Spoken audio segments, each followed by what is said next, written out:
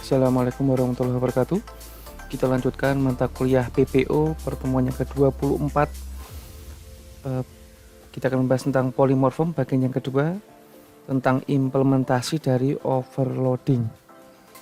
Implementasi konsep dari polymorphism ada dua ya, overriding dan overloading. Overriding itu menimpa metode yang sama di superkelasnya ya. Jadi di metode subkelas itu ada metode yang juga ada di superkelasnya, namanya sama, outputnya berbeda ya. Kalau overloading itu mirip, bedanya parameternya yang berbeda. Kalau overriding itu parameternya sama antar metode yang ditimpa, tapi kalau overloading itu parameternya berbeda, baik tipe atau jumlahnya ya. Saya langsung ke contoh. Ini misalkan ini ada dua penerapan di contoh ini, overriding dan overloading. Overriding yuk seperti ini, seperti yang kita pernah pelajari di pertemuan sebelumnya. Jadi di sini ada metode, kemudian di anak juga ada metode ya, sama namanya getInfo, tapi isinya berbeda ya, isinya berbeda. Di metode yang di orang itu getInfonya isinya nama sama JK. Kalau di MHS itu ada tambahan NIM itu ya, namanya sama, isinya berbeda. Parameternya sama karena di sini tidak ada parameter yang disisipkan, jadi dianggap tanpa parameter ya, sama. Kalau overloading, nah di sini misalkan saya memberikan suatu metode di MHS, ini get nilai tugas dengan parameter tertentu ya, kemudian isinya ada percabangan di dalam metode ini. Ini kalau nanti ada 3 case ya. Case yang pertama ketika parameternya hanya satu ya. Case yang kedua ketika parameternya itu 2, 0 dan 1. Case ketiga ketika parameternya ada 3, 0, 1, 2. Nah, contohnya bagaimana? Di sini misalkan MHS itu mempunyai 3 tugas yang harus dikerjakan. Ya. Kadang ada mahasiswa yang tidak mengerjakan semua tugasnya. Jadi nilainya bisa berbeda antar mahasiswa, yang satunya ngerjain 2, yang satunya ngerjain cuma 1, yang sisanya mungkin ya ngerjain full ya 3, semua dikerjakan. Di sini misalkan mahasiswa yang pertama atau yang ke-1 hanya mengerjakan 1 tugas, nilainya 80. Maka nilai tugasnya hanya 80. Ya. Kemudian mahasiswa yang kedua hanya mengerjakan 2 tugas ya. Nilainya 80 dan 70, sehingga nilai tugasnya adalah 80 tambah 70, 150. Ya, ini saya tidak bagi 3 atau 2 atau 1 ya, karena saya fokusnya ke jumlahnya ya. Kemudian mahasiswa yang ketiga itu mengerjakan semua ya, 80 ya, sehingga nilai tugasnya adalah 240, didapatkan dari penjumlahan ketiganya ya. Sekarang bagaimana kita menerapkan metode ini di objek yang berbeda dengan parameter yang berbeda-beda. Nah gitu ya, itu overloading. Jadi misalkan di objek yang pertama nanti itu hanya mengisi atau isinya hanya 1 parameter, yang kedua 2 parameter, yang ketiga 3 parameter ya, dan bisa dibolak-balik nanti ya. Nah nanti bagaimana metode itu bisa tetap dijalankan dengan parameter yang berbeda. Nah gitu ya, itu maksudnya dari overloading. Nah nanti contohnya seperti ini. Di kelas mahasiswa atau nanti di file mahasiswa.php, saya membuat metode overloading ya, yang isinya seperti ini. Nah gini ya. Nah ini di PHP itu overloading itu secara teknisnya itu tidak seperti overriding. Kalau di PHP ya, overriding itu namanya bisa sama dengan kelas induknya ya, atau mungkin bisa ada 2 metode dengan nama yang sama. Tapi kalau di PHP itu overloadingnya itu menggunakan ini ya, underscore call ya. Nah kemudian ada parameter di sini, 2 parameter, nanti nama metodenya, kemudian parameternya ada berapa gitu ya. Nanti dalam satu function ini bisa nanti ada beberapa nama ya, ada beberapa nama ya. Misalkan yang pertama ini saya kasih nama nilai tugas. Kemudian di dalamnya itu ada percabangan, di mana percabangan ini itu untuk menghitung jumlah parameter. Jadi ada 2 percabangan. Yang pertama adalah if, kemudian di dalamnya ada percabangan lagi, jadi seperti nested if ya. Nah di sini percabangan yang di dalamnya itu menghitung parameternya. Jadi percabangan yang di dalam ini maksudnya menghitung jumlah parameter. Ya, menghitung jumlah parameter. Jika nanti dideteksi 1, ini kan kalau jumlah parameternya 1, maka tampilkan parameter itu. Tampilkan apa adanya.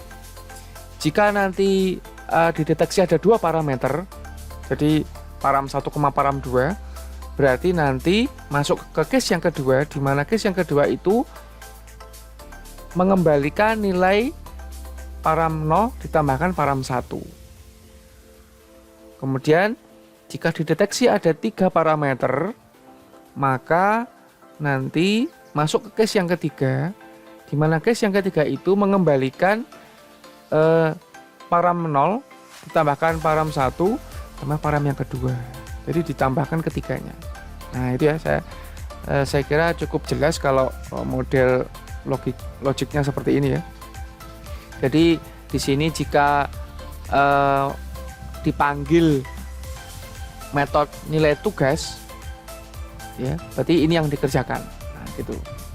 Jadi nanti misalkan di sini ada if lagi, nilai UAS atau nilai UTS. Nah nanti berarti nilai UAS, nilai UTS itu nama metodenya. Nah gitu ya. Nah, nanti dicek apakah di dalamnya juga ngitung parameter atau tidak. Nah kalau yang nilai tugas ini saya buat untuk dalamnya menghitung berapa banyaknya tugas yang dikerjakan. Nah nanti implementasinya seperti ini ya, penggunaannya ya.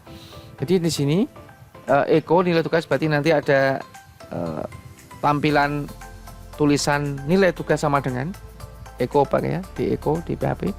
Kemudian di sini memanggil objek $MHS1, kemudian ada panah, berarti intinya dia masuk ke dalam objeknya itu. Kemudian di sini ada nilai tugas. Nah ini sebenarnya ini adalah nama metode.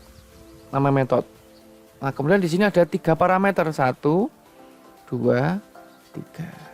Jadi ini itu nanti ke sini name, dilempar ke name, kemudian parameternya dilempar ke param.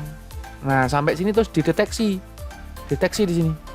Nah ini kan ya, ternyata sama, name itu nilai isinya nilai tugas sama. Kemudian kalau sama dideteksi nilai tugas, dia masuk ke sini, masuk ke dalamnya. Di sini dia menghitung parameter ya. Nah ternyata karena ini tadi ada 3 parameter, berarti dia masuk yang sini 3 kan ya. Nah dijumlahin semua ya. Kalau di sini umpamanya di sini cuma ada 60 dan 70, berarti dia masuk sini 2 parameter. Case yang kedua, kalau dia cuma 150 ya, tidak ada temannya yang lain, nah berarti dia masuk case yang pertama. Nah itu, misalkan di sini nanti di bawahnya ada apa ya, kemudian $MHS1 panah nilai UAS, nah, kemudian nilai UAS dalam kurung 80 gitu ya misalkan. Nah di sini nanti dicek di sini, di call ini apakah ada nilai UAS. Nah kalau nggak ada berarti tidak masuk sini ya. Nanti mungkin ada pesan error atau mungkin metode itu tidak ada gitu ya. Jadi dalam bahasa Inggris seperti itu. Nah gitu. Jadi di sini itu nanti dideteksi $name yang saya garis itu, kemudian yang ini dideteksi $param. Jadi nanti deteksinya dari sini. Nah, nanti dideteksi pakai underscore call ini, kemudian dia ini seperti pipa ya. Pipa itu jalannya sesuatu, air ya. Nanti kalau isinya cocok berarti dia masuk ke proses tertentu, jika tidak berarti tidak masuk. Nah, gitu. Nah, kemudian contoh yang lain. Misalkan di sini saya buat kelas namanya bentuk. Kelas bentuk namanya ya. Kemudian di sini saya buat juga function yang nanti untuk overloading. Sama parameternya name sama parameter. Ada 2 parameter yang name sama parameter. Kemudian di sini saya kasih if. Jika nanti name yang saya masukkan itu luas, maka nanti masuk ke percabangan berikutnya untuk switch menghitung jumlah parameter. Count itu menghitung banyaknya parameter.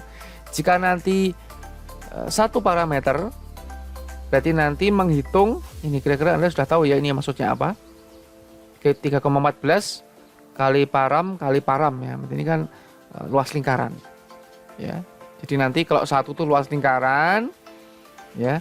Kemudian kalau ada 2 parameter, ya, maka kalikan. Kedua parameter dikalikan. Tapi kalau tadi kok 1 parameter itu dikalikan kemudian dikalikan 3,14. Jadi jangan fokus di sini ya. Di sini misalkan hanya 1 parameter berarti isinya ini gitu. Kalau 2 parameter isinya 2 itu enggak seperti itu. Tidak seperti itu. Ini kan tadi kan proses yang simple ya. Hitung-hitungannya enggak rumit. Tapi kalau yang ini ya perhatikan ya, ini parameter yang ke-0 tuh saya ulang di sini. Saya ulang. Anda fokusnya ke sini. Jika Jika ini 0, ini juga 0 dan tidak ada parameter yang lain. Ya, kalau ini kan konstan ya, bukan parameter yang ini. Tidak ada parameter yang lain berarti dia itu 1 banyaknya. Nah, tapi kalau yang kedua ini ada parameter yang ke-0, parameter yang ke-1, berarti itu deteksi ada 2 banyaknya. 1, 2. Jadi Anda ngelihat indeksnya. Itu ada berapa indeksnya? Ya, kalau ini cuma 1 indeks ini. Meskipun diulang beberapa kali tetap 0, tetap 1 ya. Parameter yang ke-0. Nah, tapi kalau yang kedua ini 0 sama 1.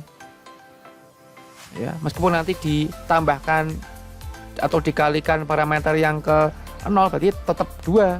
0 sama 1 dikalikan lagi parameter 1 ya tetap 2. 0 1 0 1 ya. Jadi jangan ngitung sukunya, tapi ngitung detect indeksnya. Ini ada berapa macam indeksnya. Nah, itu berarti untuk menghitung count dari parameter. Nah, ini kalau sekilas seperti ini kira-kira Anda mungkin sudah paham ya. Nanti di sini kalau saya isi 1 parameter berarti nanti masuk ke case 1. Kalau saya isi 2 parameter nanti masuk ke case yang kedua. Kalau Anda lihat dari prosesnya, case yang pertama adalah menghitung luas lingkaran. Karena untuk menghitung luas lingkaran hanya dibutuhkan 1 parameter namanya jari-jari atau R atau diameter. Ya, tidak butuh parameter yang lain. Tapi kalau menghitung ini kan bisa luas persegi, bisa luas persegi panjang ya. Di sini mungkin ini panjangnya, ini lebarnya, ini lebarnya, ini panjangnya ya. Jadi bisa substitusi ya kalau perkalian. Nah, gitu. Nah, sekarang saya akan contohnya ini saya jadikan satu ya antara kelas dan objeknya ini untuk mempersingkat filenya ya, biar saya nggak mengecrop beberapa kali. Jadi ini saya jadikan satu saja. Perhatikan di sini yang pertama di baris yang ke-17 ini saya membuat objek baru dengan nama bentuk 1 dari kelas bentuk. Membuat objek baru dari kelas bentuk. Kemudian saya tulis echo di sini luas dengan 1 parameter, ini keterangan saja, sama dengan dollar bentuk 1 ini manggil objek. Kemudian panah luas ini memanggil metode sebenarnya. Metode namanya luas, hanya 1 parameter, 10. Tidak ada temannya. Ya, ini echo biar turunnya. Jadi ini dideteksi dia cuma 1 parameter. Dia tentunya masuk sini. Nah, masuk case yang pertama sehingga nanti kalau diproses 3,14 kali 10 kali 10. Ingat ya, ini sama. Saya memanggil parameter yang sama. 3,14 kali 10 kali 10. Kalau ini parameternya ini isinya 10 dan tidak ada temannya. Kalau dia ada temannya seperti di bawahnya ini, nanti dia masuk ke case yang kedua. Return parameter yang ke-0 dikalikan parameter yang ke-1. 10 kali 10. Ini kebetulan angkanya sama. Ini kalau maunya saya bedakan ya. Ini 10, ini 12 ya. Jadi nanti di sini parameter yang ke-0 itu 10. Parameter yang ke-1 itu 12. 120. Kalau ini pas 100, ini pas 100. Jadi ini nanti kalau dijalankan ini 3,14 3,14 kali 10 kali 10 itu 314. Tapi kalau yang bawah ini 100. 10 kali 10. Nah, gitu ya. Oh, ini tercopy ya, tercopy. Sama dengan atasnya ya. Nah, tugasnya praktekkan overloading dengan bahasa yang Anda kuasai ya. Contoh yang lain tentang overloading. Ya, gitu ya. Di video tutorial yang lain yang saya posting di Virtual itu pakai NetBeans ya. Itu saya ambil dari video YouTube orang lain ya, bukan dari saya ya, untuk menghemat waktu. Ya, ini kalau ini saya jelaskan pakai PHP di video saya ini ya. Semoga bisa dipahami. Ya, nanti kalau kurang jelas silahkan diputar-putar lagi, diulang-ulang lagi ya. Saya Christian, assalamualaikum warahmatullahi wabarakatuh.